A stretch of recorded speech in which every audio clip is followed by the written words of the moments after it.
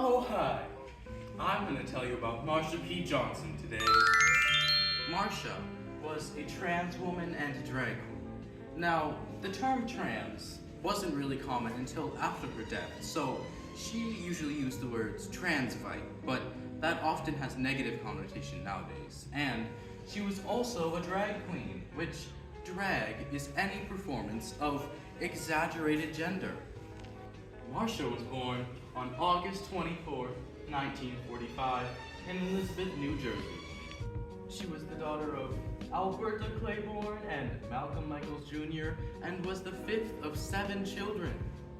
Her parents split when she was 3 years old, but her father was still a large part of her life.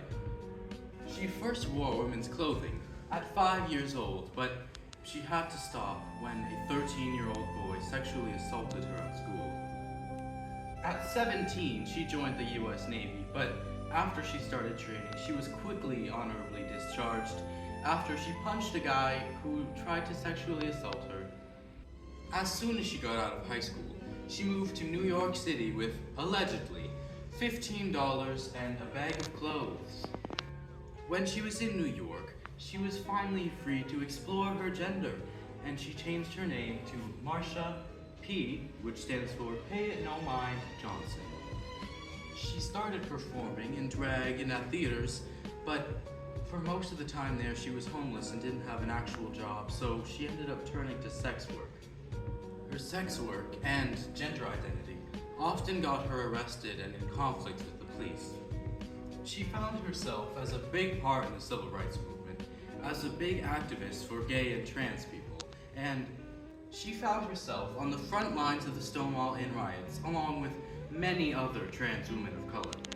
Marsha and her friend Sylvia Rivera founded STAR, the Street Trans Action Revolution, and they also founded the STAR House, which housed LGBTQ+, trans, and homeless youth.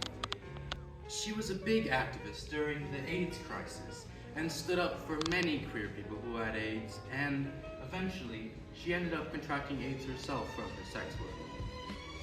In 1992, her body was found in the Hudson River and was originally thought to be suicide, but none of her friends thought that was right. And later, in 2012, the case was reclassified as drowning as an unknown cause.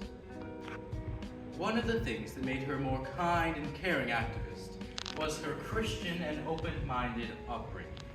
She also experienced homelessness and discrimination for most of her life, so she knew what it was like firsthand.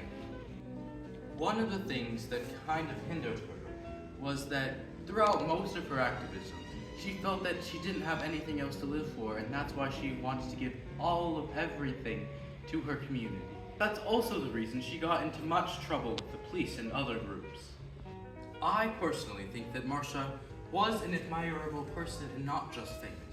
She made huge steps for queer people, especially trans people and queer people of color.